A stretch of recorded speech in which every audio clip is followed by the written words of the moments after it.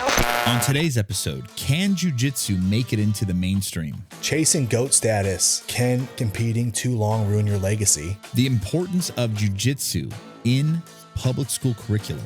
Katy Perry, just kiss girls.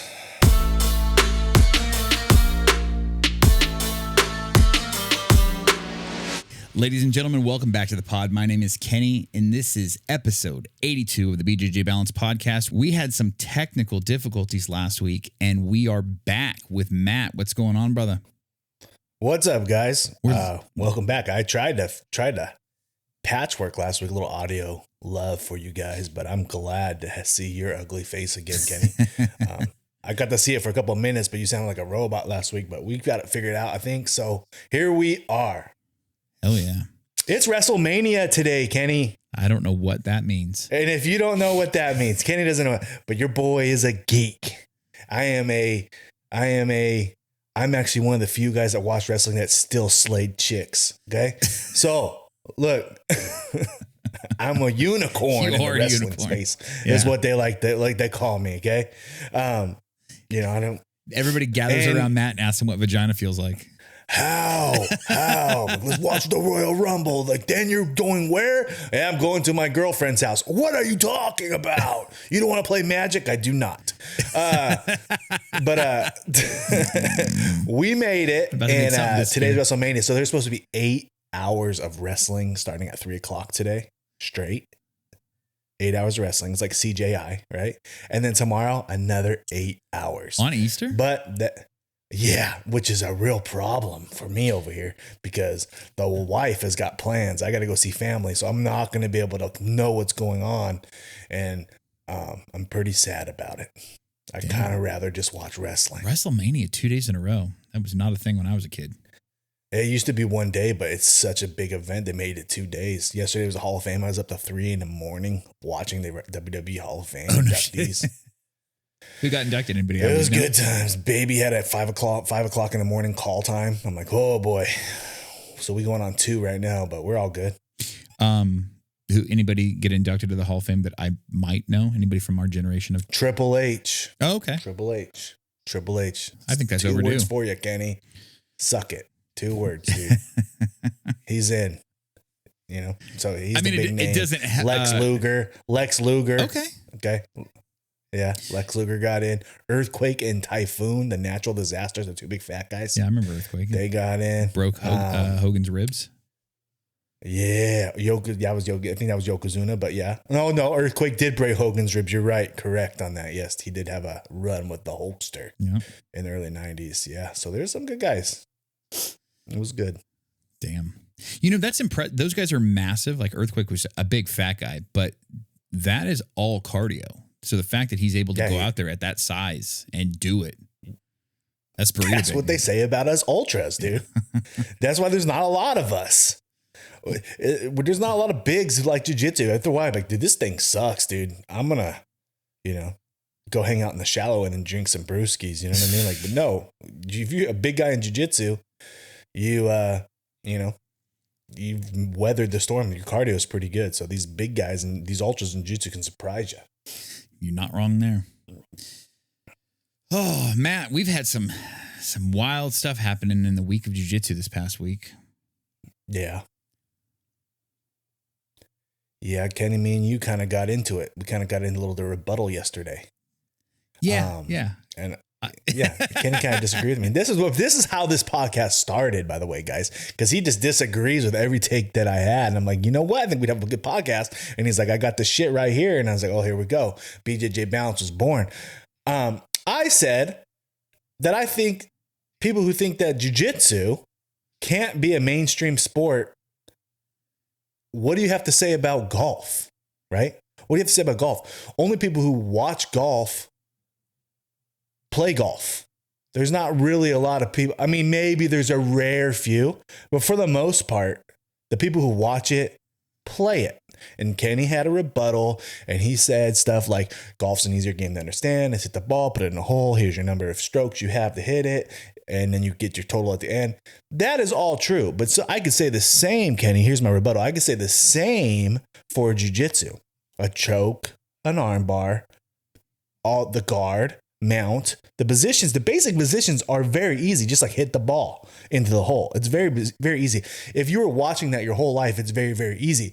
But the intricacies of golf, what putter to use, what wedge, the wind, there's a way more a thinking man's game than you would, than you think. Yeah. I'm saying, like, if you were showing jiu-jitsu to kids when they were little, just like any sport, NASCAR, drifting, and we don't know any of that. You just think cars are going around in a circle. But when you force feed it to them as a young age, if we were force feed grappling, which is the oldest sport in the history of sports, Athens, Greece, the Romans, right? If they were force feed us grappling our whole life, it could be just as popular as golf. And I'll take that to the grave. Golf is not a fun thing to watch. I'll say a couple of things. I don't disagree with you that I don't even know what point you just made that I was going to agree with. I agree with some of what you said. I guess what I'm going to disagree with is a couple of things. One, watching grappling in the 90s, watching early UFC, the display of jiu-jitsu there, where you have a jiu-jitsu black belt going against somebody who doesn't know any sort of grappling. Yeah, it's going to be a little easier to understand because they're only having to use really basic moves to, and high percentage finishes. But as grappling has evolved and jiu-jitsu has evolved and it's gotten popular and bigger and there's gotten more people in the sports and it's just to say that jiu-jitsu hasn't substantially evolved over the last 30 years would be an absolute disservice to jiu-jitsu and just a flat out lie. It's gotten more complex. It's gotten slower. It's gotten more difficult to understand for the layman, for the person who doesn't know. And yeah, if you did teach somebody, grappling from a young age, of course it's going to be easier to understand. I'm saying that I can literally take anybody in the world that's never seen golf whatsoever, sit them in front of a TV and not even say a word to them. And within 2 holes, they're going to figure out what the premise of the game is on their own. Okay. And understand it. Now, yes, golf is really complex to play it and to understand, your club selection and how to hold it and how to perfect your swing. And, that's one of those things that like golfers are on the endless pursuit of. The other difference too is that competitive grappling is a young man's game at the highest level. Golf, you can play at the highest level and be an old man. The last thing that goes is your power. We all know that.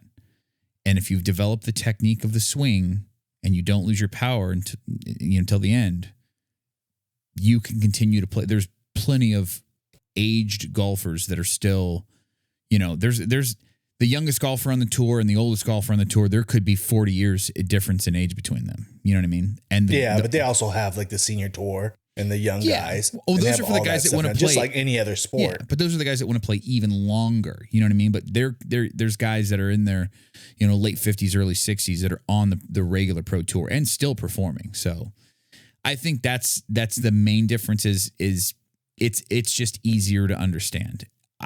I do think that jiu-jitsu could be a mainstream sport, but I think what jiu-jitsu is going to have to do to combat the fact that it is so difficult to understand is you're going to have, like we've talked about this plenty of times, you're going to have the people watching have buy-in to these athletes. You're going to have to develop these personalities. You're going to have to get people that are super involved. Like, okay, I'll use wrestling as an example. You're a self-proclaimed wrestling mark, pro wrestling mark. You love that 100%. Shit. You love that shit. Now, if I were to sit someone down who's never seen that before, at first they might think like, "Oh wow, this is wild. This is crazy." You've got big stunts. You guys got guys flying off the top rope. Royal Rumble or whatever your WrestleMania this weekend's probably going to have some wild, I don't know, a cage match. I don't even know if they still do that anymore, but something along those lines. Something going to be like, "Oh shit, we're pulling out all the stops for this," right? Mm-hmm. So it's a spectacle, but once you get into like all the little nuances of wrestling, you're like, man, this is kind of complex, but it's the personalities, all of the the cutting of the promos in between the fights and the backstage cameras and all that stuff and the storylines that are built up that get people invested and make these long-term fans. And, also to pro wrestling's credit, you'll see guys that are of a certain level of wrestling caliber as far as performing, but their character just doesn't stick. And they'll pull them out of the roster for a couple of months, and Vince McMahon will redevelop a whole new character around this person, and they'll come back out and they'll introduce him as a new person, not like a new guy with a new character. Like, this is a completely different person, but it's the same guy. You know what I mean? Like, how many times we got Dusty Rhodes became Gold Dust at one point in time. We have Mankind, Dude Love, Cactus Jack. Yeah, he was like 5 or 6 different guys. You know what I mean? But it was all the same dude. So it's like, he had split personalities because he had CTE, Kenny. Oh, okay. He had multiple personalities, dude. He actually came in 3 times in the 2011 Royal Rumble. He came in as all 3 characters. It was hilarious. Like, who's next? He got eliminated. Like 10 players later, oh my God, it's Dude Love. He got eliminated. Came back, oh, it's Cactus Jack. That's awesome. That's awesome. But yeah, I mean, I think that it can be done. Does it happen in my lifetime? I hope. I think it would be rad to see that. And I do think that we've got a better shot at that because there's more younger kids doing jiu-jitsu these days. But there is also a barrier to entry when it comes to jiu-jitsu. It's expensive. Yes. You can be a kid that doesn't have a lot of funds, and you can play on the high school golf team, and the school will provide clubs. And if you're good, you'll get a little bit of a sponsorship, and somebody might back you up and buy you your own set of clubs. You can play on the baseball team. You can play on the football team, et cetera, et cetera. You can wrestle on the wrestling team. And the only thing you got to buy there is wrestling shoes. And if you're that poor, I'm sure someone will donate a pair to you. But there really isn't a free or inexpensive route into getting into jiu-jitsu. Jiu-jitsu monthly lessons are expensive.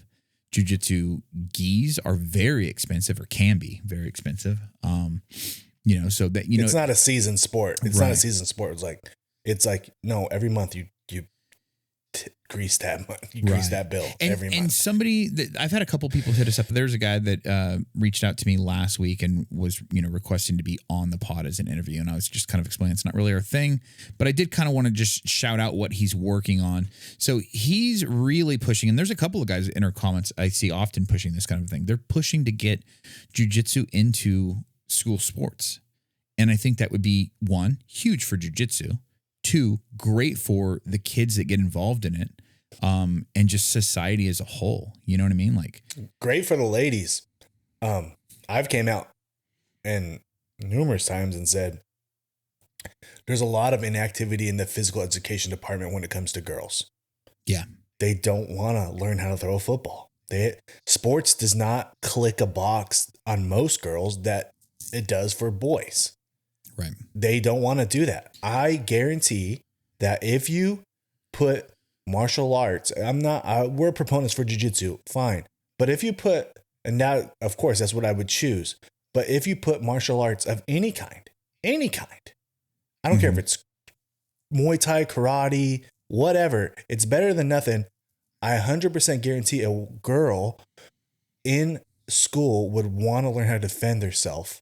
Something she can use in real life to help build self-confidence, to help keep her safe.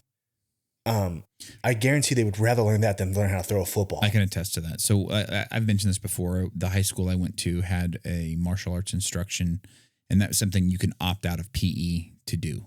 So if you wanted to, you just had to sign up for it as an elective period in the beginning of the year. No, that's perfect. Yeah. If you could make a choice. Yeah. It was, so you had our 30% of our class by like my 3rd year in it, 30% of our class was women or girls. You know what I mean? Like it wasn't like my martial arts instructor, the teacher at the school, he wouldn't allow people to like, if you ever like watch a PE class, at least this is how it was like when I was in high school, we always started out running laps. We'd always like run a mile first, which takes 10, 15 minutes, maybe, depending on how fast you walk.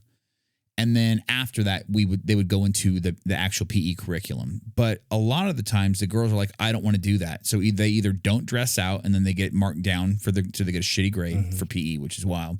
Or they would just the teacher would allow them to continue to walk laps. So it's just like as long as you're moving, but it's like they're not getting anything out of that. They're not learning the sport. So your other option is, okay, do you want to go do martial arts instead? And those girls would actually participate because our instructor would not allow that to happen. Running laps is not an option. You chose to be here. You're either going to participate in what we're doing or you can go back to PE. But I don't want you in here. And it doesn't have to be jiu-jitsu. Right. It doesn't. Like I think that's the best base for any girl to start from because there's a good chance you're going to get taken down, and that's where you're in the most trouble. Right. And you build from the ground up, especially with the grabbing the hair having and a solid around foundation on your back could help you be more, fearless when you throw hands. But that being said, any martial art would be great. So yeah, I agree with that 100%. I hope that there are martial arts in schools. I think that'd be fantastic. I think there's a lot of people spread out across the country that want it, to be done. And I think with the current presidential administration's attempt to dismantle the Department of Education from a federal level and move schooling back to state level, I think that you've got a better shot of getting things like that to happen because trying to get the country to collectively agree to in-state martial arts as a form of physical education in schools across the country is going to be extremely difficult. But if you get that decision on a smaller level at your state and your local government level, and you get local governments that start approving that, so you get the city of Temecula approves it, the city of Menifee approves it, Riverside County approves it, that kind of a thing, and then they start to see success in it, it will spread amongst the closer communities. Like, oh, we've had a really good success with this martial arts program that we've developed, in our school system and whatnot. And then all of a sudden the neighboring communities start to get involved and they do that as well. And then all of a sudden it's like, okay, now you've got half the state is doing this. And then now the rest of the state decides to follow suit. Like, hey man, it's working great for the other half of the state. Let's give this a shot. And then it just kind of trickles down. It's going to take some time, but I think, with the possibility of the Department of Education going away, and that all that decision-making being moved back to the state level and local level, that could be a definite possibility. And whatever you want to say about this political party, politics-wise, that's whatever. But what I'm seeing this party is very, very involved in MMA. Yeah. They're at every MMA fight. All of them are there. So they're interested in the sport. And even some of Trump's kids are doing jiu-jitsu now. Oh, really? So yeah, I don't know the blonde girl. She's doing jiu-jitsu. Oh, that's right. That's right. Like they're all training. So it's kind of like they're seeing the importance of this. I know this. If your kid goes to a private school. Mm-hmm. My kid goes to public school. It's the Hispanic in me. If they offered jiu-jitsu at the private school, on a private school level, which I think that's what's going to happen first, mm-hmm. I would put my kid in private school, even though she's already training with me. I would say more jiu-jitsu, sure, why not? Or I teaching her jiu-jitsu at our school. I'm getting her trained there. Why not have her learn boxing at another school? Right. Or, you know what I mean? Like, go for it. Like, if that's what you want to do. Yeah. Well, I mean, you and I, when we first met, we were talking about, because we were really kind of shopping for schools for my kid. And we had mentioned like, the Springs Charter, whatever. So a lot of the charter schools that are local here and homeschooling programs all have that option. So like Jason's school, I believe your guys' school as well. Yeah.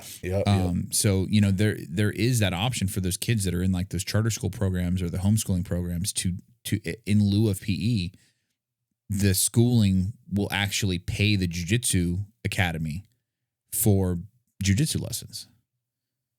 So yeah, even my one of the students that trains at 6am, Henry Aviles, Functional Strength Academy, I think what it's called. He teaches PE for that, and you're learning a lot more stuff than just throwing a ball. So right. You're definitely getting more for bang for your buck with your child's physical conditioning and physical health. When you're not, the regular PE guy. You know what I mean? Like the gym, the days of the old gym coach, the gym PE guy, I think that's phasing out.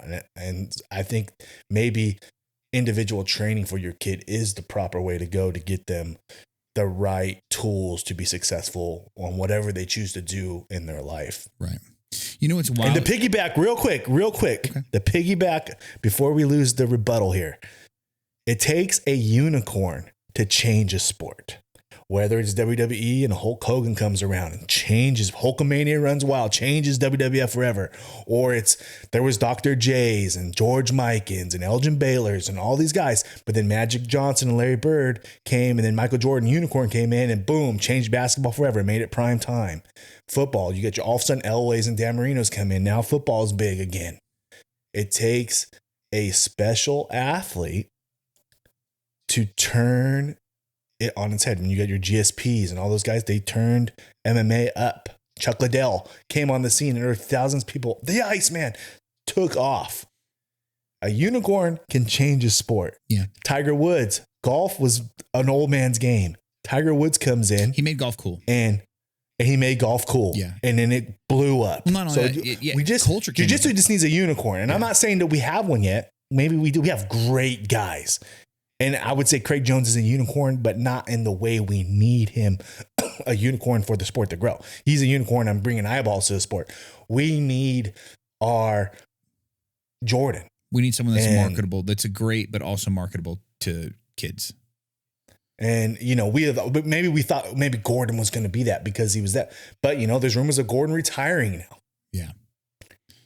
And we've heard tricklings of that for like a year. But in all fairness, he hasn't competed. He's competed once in the last year. I've talked to a guy personally who's very, very, very close to Gordon Ryan.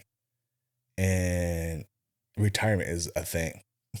It's on the table. It could be it's definitely on the table. And what are you doing if you're Gordon Ryan? Are you retiring or are you chasing the glory? Because if he hangs it up right now, he's maybe on a Rushmore, right. But is his spot on Mount Rushmore solidified? Is it, or can he be kicked off that spot? Can he get kicked off that mountain? The work he's done? I don't think he can get kicked off the mountain. I think his spot on the Rushmore is solidified. I do think, and this is something that I heard recently from like an MMA take, and they were saying like, you know, there definitely comes a point in time where does it benefit you to continue to push on in the sport, or should you hang it up? Because you can tarnish your legacy. And if he's not in the best of health, maybe that's why we're not seeing him compete right now, because he knows that he's not in the best shape. And if he goes out there, it might not be the best performance that we see from him. And that could tarnish it. Even if he wins, if he doesn't definitively win the way that he has for the last 5 years, then, you know, he's got so much criticism on him just as a person that like they'll smell blood in the water. His critics will smell blood in the water, and they will start to tear down his legacy. And I think that right now he's in a good spot. He's making great money. He doesn't need, his income isn't coming from these fights. It's coming from everything else. The sponsorship, endorsement deals, the instructional videos, things like that. So Gordon Ryan he posted his earnings from an instructional like a month or two ago. And it was something ridiculous, like $50,000 in a day or something like that. Like clearly he has marketing power behind him and can sell instructional, sell items. He can sell jiu-jitsu related stuff. So it might behoove him just to stay relevant by talking shit in the comments like he does, like he did last night over the Nicky Rod fight. Yeah. And which I don't think he has to do that, man. No, I think they just don't like each other, I guess. I think it's that. I think he's playing the heel. I think it's a way to say for him, like, you're the best out there right now, and I can dismantle you easily, you know, just based off of technique alone. I don't even need to be explosive and fast the way that you are, because what he was critiquing was the fact that Nicky Rod had mount and couldn't isolate the arm above the head kind of a thing. And he's just like, that's basic jiu-jitsu and you can't even do that, you know? So how are you going to say that you're better than me? So I think he's doing that just as a means to stay relevant. It keeps him, you know, hot in the public eye. And again, because he hasn't lost, and it really isn't too long, you know, right now. It's not like oh man, you haven't fought in 5 years. What are you saying? You know, that kind of a thing. It's like, he's still got that opportunity to talk shit and make money. So I think he's smart. I think Gordon's a very smart guy. And I know that I can be hypercritical of Gordon. You know that of all people. But I think he's a very smart guy. I will give him his flowers for that he knows how to market. He knows how to play the game. He knows how to stay relevant. And he's been a dominant champion. So it's hard to say GOAT with Gordon. You can say no-gi GOAT, but we've talked about this before. You can't be the greatest of all time if you aren't the greatest of all time. And I think the only two people in that conversation for you and I is going to be Hodger and Buchecha, straight up. Right. Yes. If you're fighting for the Rushmore spot, those 4 spots, guys who know that they're not the GOAT, that they've got losses, they can go and they can grapple free. But when you're chasing legacy, losses matter. And in MMA, we had Anderson Silva. And Anderson Silva, everybody thought was the GOAT, but he hung on a little too long. Right. And then what happened? No one considers him the GOAT anymore. And he might have even fell off Rushmore now. Yeah. And no one considered, and their prodigy, BJ Penn, people thought maybe he's the GOAT. Now, no. Losses matter in combat sports. You know who? Period. And you know who was smart about that? GSP. Exactly. Took an extended break, came back for one last fight. It was a championship fight, a weight class above where he normally fights, wins it. 2-division champ, goes out GOAT status. You can say that about Hodger too. Came back for one little thing with Buchecha, wins it. I'm out, dude. Yeah. I'm out of here, dude. Like Tyson, everybody thought Mike Tyson was the man. And I know you said, he's 60. Maybe him and Jake Paul had a little thing where they couldn't do certain things. He was biting his glove because whatever you want to say, Mike Tyson's legacy is not what it was before he started taking these L's at a later age. Yeah. Period. He is diminished. You know what's wild? No one says Mike Tyson's a GOAT. Before the Jake Paul fight, when he was just putting out the training footage, dude, the world was in shock. Like, oh my God, I can't believe he looks that good. I can't believe he moves that fast. Look at his technique. He hasn't lost a step. It's crazy. I think if he never took the fight and he just started training again and just started putting that stuff out there, he could have really been just the whole like just scariest man alive kind of a thing. Like he had that boogeyman status about him, and the loss to Jake Paul, whether it was legit or a predetermined or whatever, it did tarnish that.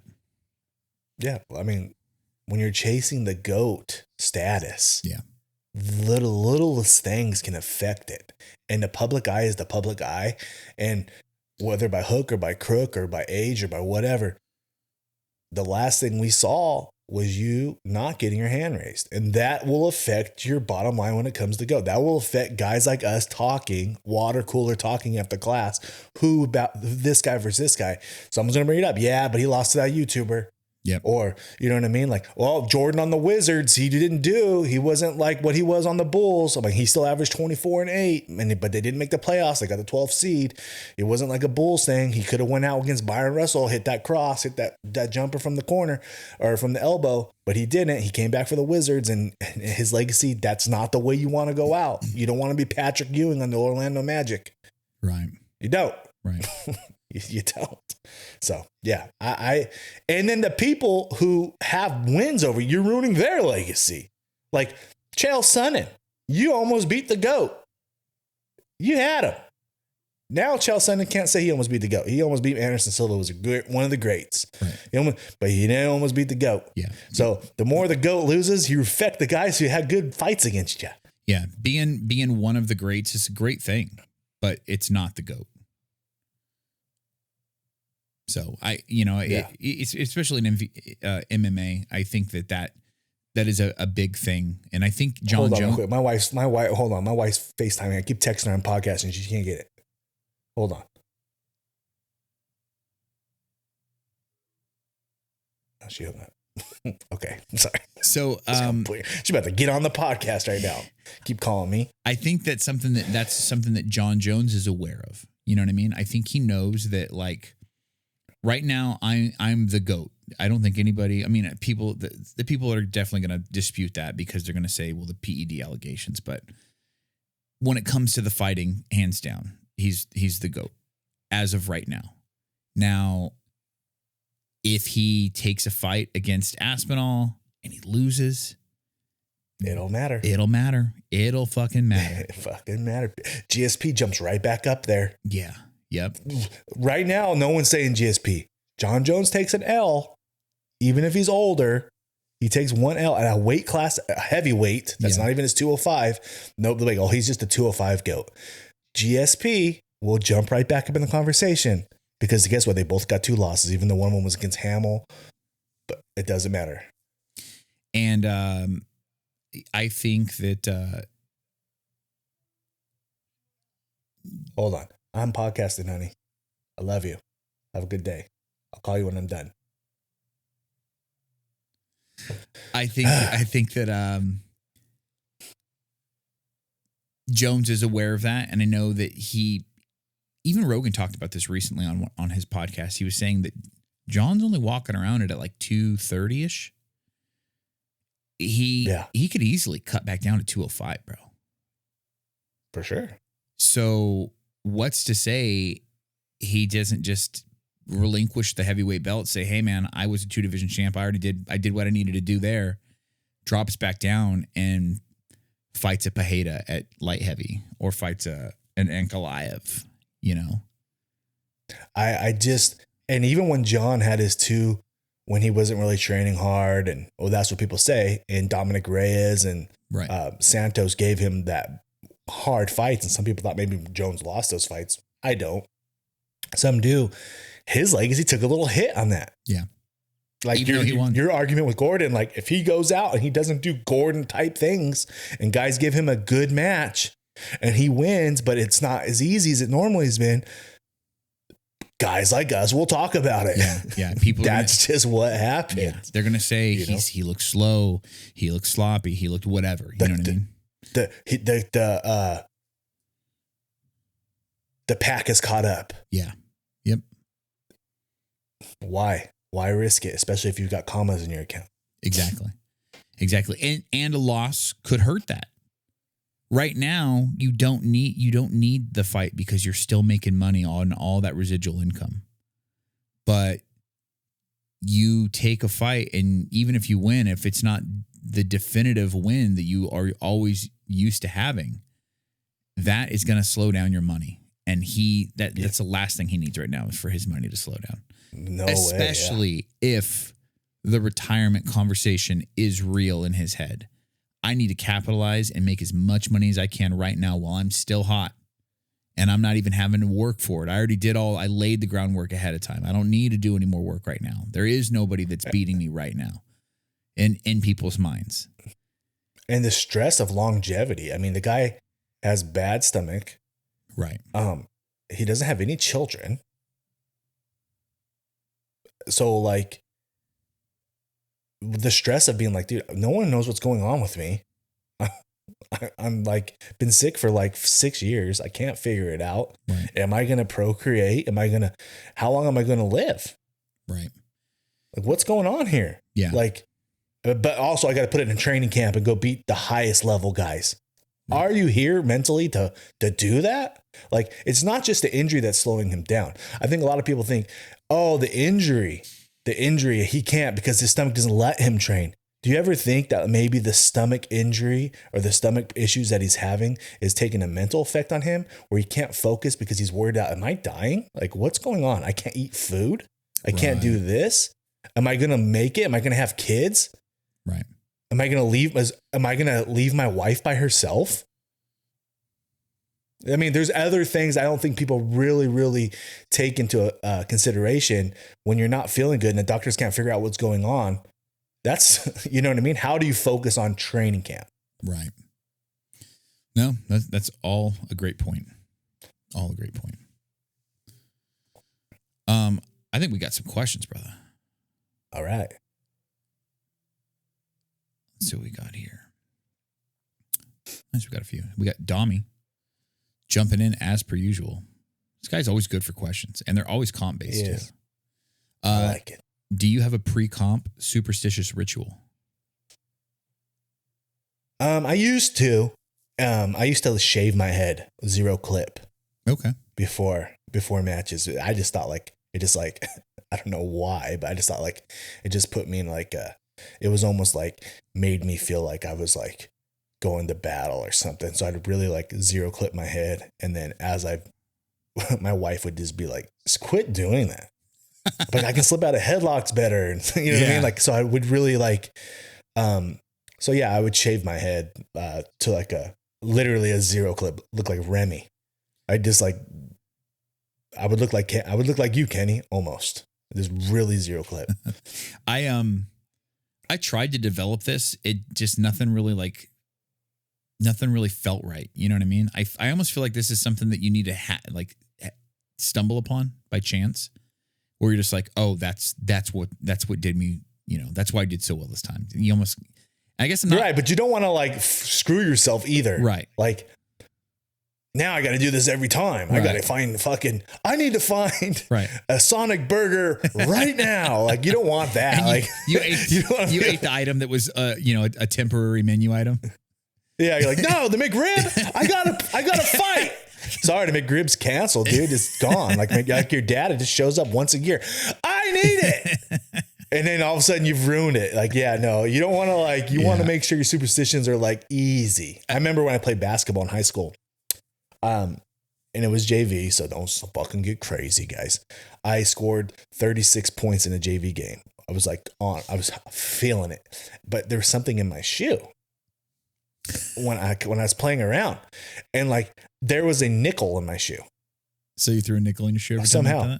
And so my whole high school career, I played with this fucking annoying nickel in my shoe and I'd feel it moving around. You don't want to do that. That was dumb. And did I ever score 36 again, Kenny? No, I did not. But I thought that this nickel was why your boy put up those numbers. So yeah, you don't want to do that. Anybody got a nickel? Anybody got an Abe Lincoln around here? Fuck. No, I don't have shit like that, man.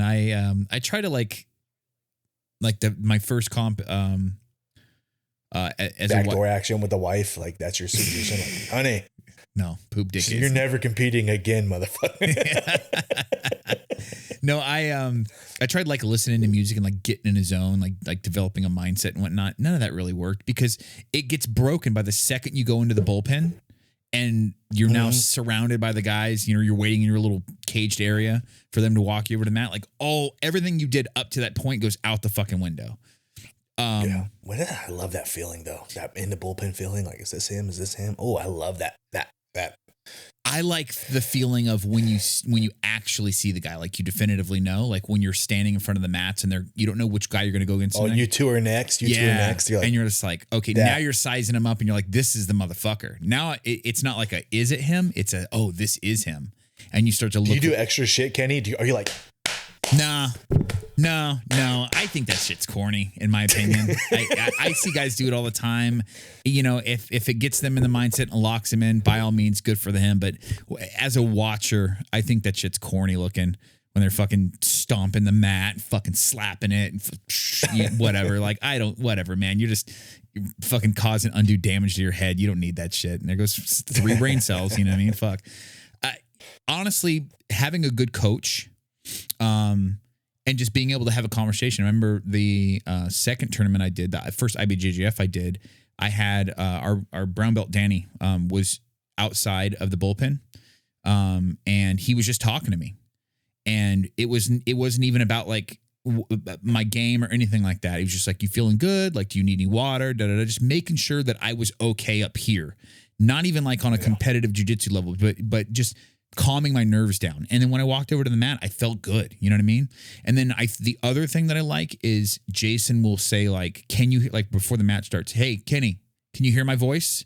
And it like, now I'm locked into his tone. You know what I mean? Yeah, so now I can block everything else out. And that's the one thing I'm focused on listening to. And sometimes it's crazy because there'll be so many people in there, different coaches yelling and screaming across the mat. And it can be IBJJF where Jason's not even allowed to be on the mat. He's outside the fucking cage like everybody else. And I can hear him clear as day. And that Poncho's still in Brazil right now. And I could hear him if he said a word right now. Like I'm like locked into Poncho's tone, dude. Yeah. Yeah. What are we doing, Matt? You idiot. All right, sorry. Play your game. Play your game. You want to play guard? Can we do jiu-jitsu now? All right, sorry, coach. Oh, yeah. Play your game. Can we do jiu-jitsu now? Damn. Why are we here? Play your game.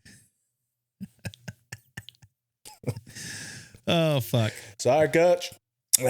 Ghost Rider 85, white belt here. Bigger dick move, wrist locking or mother's milking other white belts? I already know. It's wrist locking, dude. Yeah, I think mother's milking is fun. Mother's milk is fun. Mother's milk is fun. It's addicting. Once you get one in, you're just like, can I do that on everybody? It's fun, guys. Mother milking is fun. It's called being a homie. You know what I mean? Like, ha, ha, ha, gotcha, dude. Let's do it again. What about mother's milking in a comp? That's brutal, dude. That's embarrassing. That's worse than being mother's milked in a comp is more embarrassing than being wrist locked in a comp. For sure. Because all you gotta do is look away, dude. Yeah. I mean, it depends. Roll, give them your back. You know what I mean? Yeah. You're getting, okay, guys, breaking news. If you're getting mother's milked, roll over to your belly, dude. Give your back. You won't tap to the mother's milk anymore. You're gonna get your back taken, but you're out of it. At least you're not tapping into titties in the face. Give your neck. Look straight up. Look behind you. Give your neck. You're out of it. Back to the mat. Back to the mat. Yep, that's it. Yeah, for sure. El Furioso 85. What advice would you give your ultra heavy about sparring if he's the only ultra? You got to play. You got to be both guys. You got to be that asshole that you're afraid of being, and you've got to be a student. So you need to pull guard, but you also need to, so depending on what's coming up, if you got a tournament coming up, then you need to play your game and be a bully. But if you're, don't have a tournament coming up and you need to work on other parts of your game, you need to pull guard, and not just pull guard. Sometimes you need to pull to side control. Sometimes you need to shoot a shitty shot on purpose and let someone take your back. And you need to like really develop other skills because we all know as a big, most times you can just put yourself in a safe spot every round. And sometimes a big is less to go to the cuck wall because he can use a round just to be, I'm just going to be on top and I'm going to rest and I'm going to save myself for the next round. You know what I mean? Right. You can find a small guy and he could be a rest round.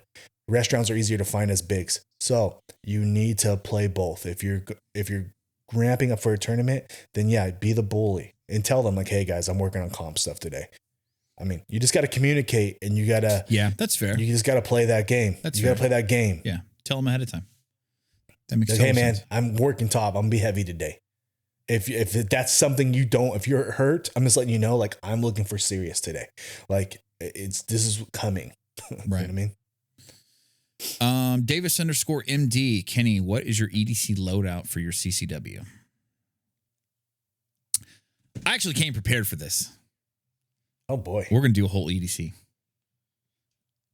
I don't like bulky wallets, and I've carried like a thick leather wallet, like a handmade leather wallet from Rusty Butcher for years, for like 10 years. And I recently abandoned that because I wanted something smaller. There's a lot of times I go to lunch for work and I'll literally just pull out like my debit card, my license, and my keys because I just want to have minimal in my pocket. And there's a lot of those like little minimalist wallets out there, but I picked up this one like a couple weeks ago from Proof. It's like leather and aluminum, has like an RFID blocker on it.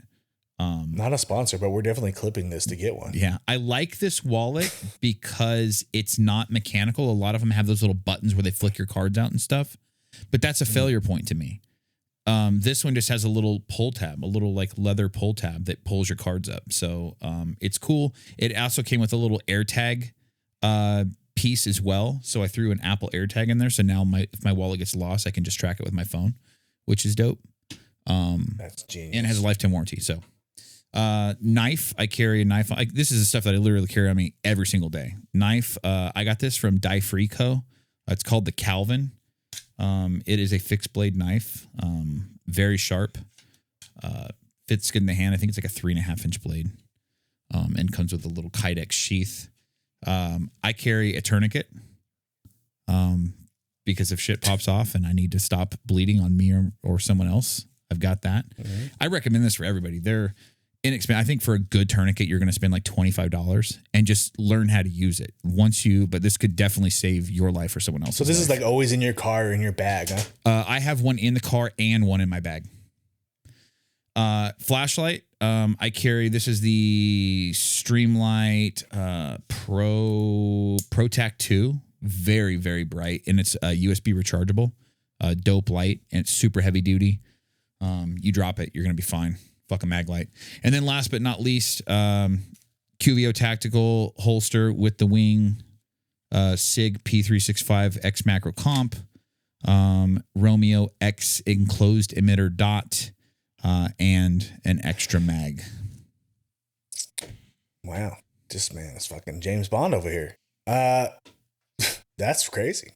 Yeah, good. Kenny, I'm telling you guys right now, this motherfucker right here, he's always doing stuff. He's dangerous. Random thing I've started. This is gonna be blue. A silly thing that I've sometimes I'll go down these YouTube rabbit holes of like watching lock picking, and there's this dude on YouTube called the Lock Picking Lawyer, and he just like people will mail him in a lock, like a random lock with a story about it, or like locks that they think are unpickable that there's no way this guy's gonna be able to do it.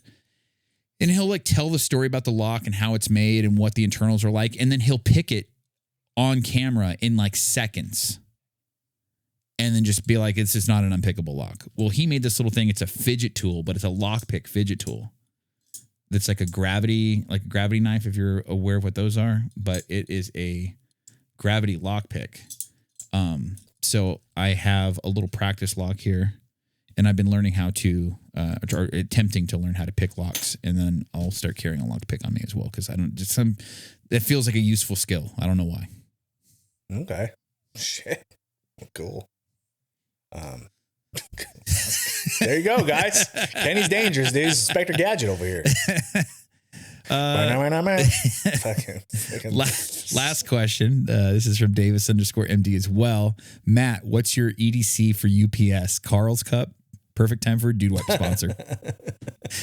Oh, when I was on truck, dude, in real life, I carry a couple of bad knees and and Jack Johnson and Tom O'Leary.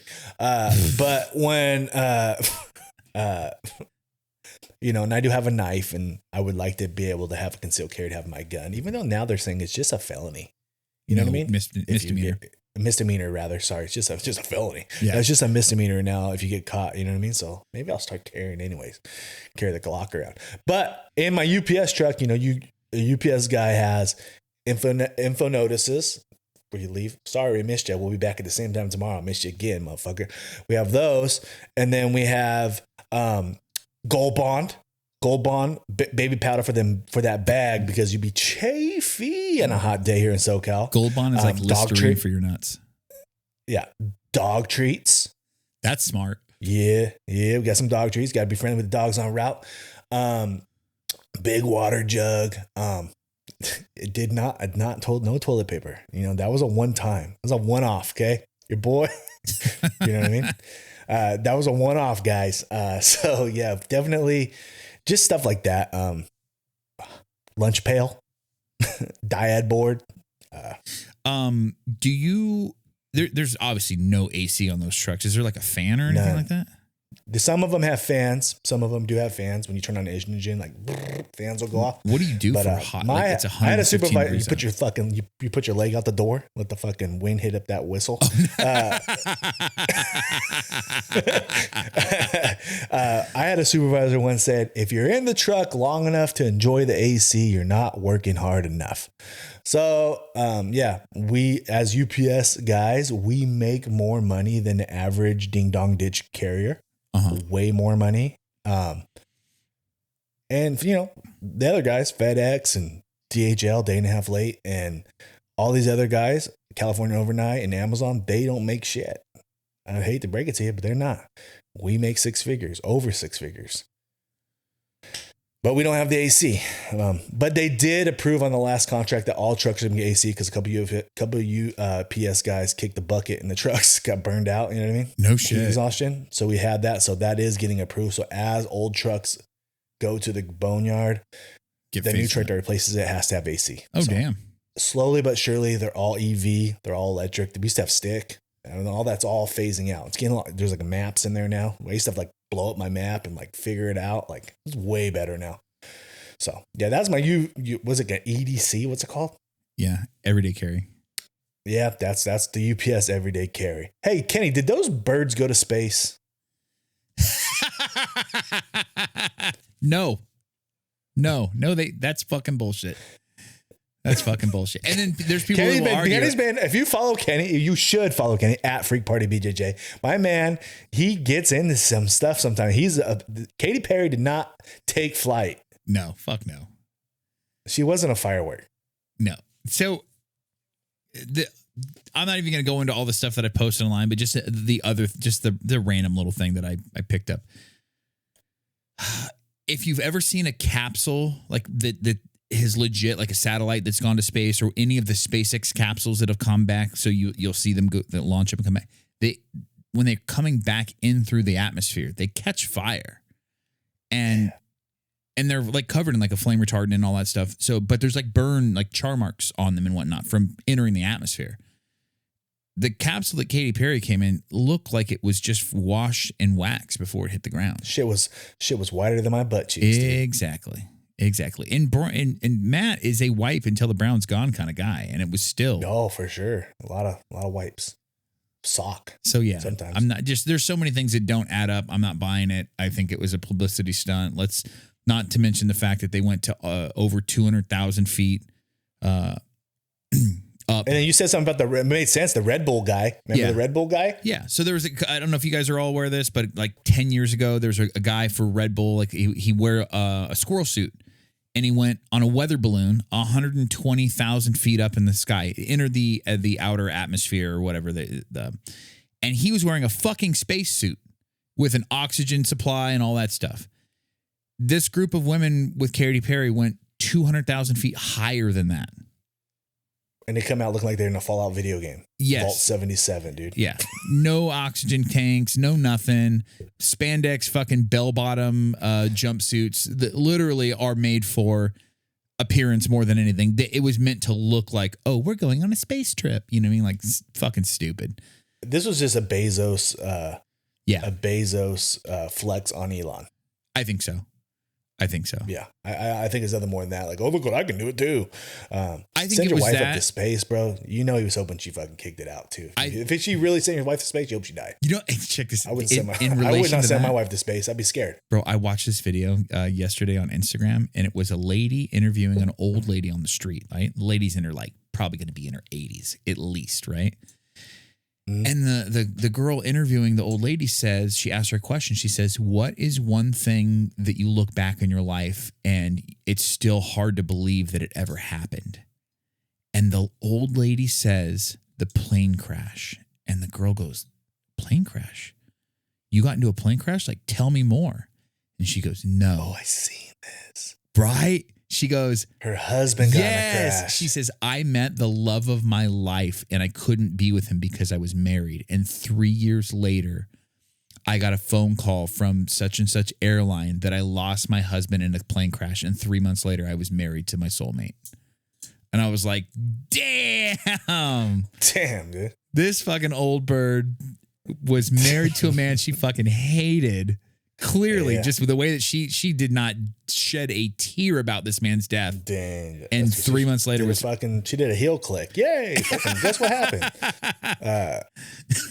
But I just thought that I watched that. I was like, damn, that's dark.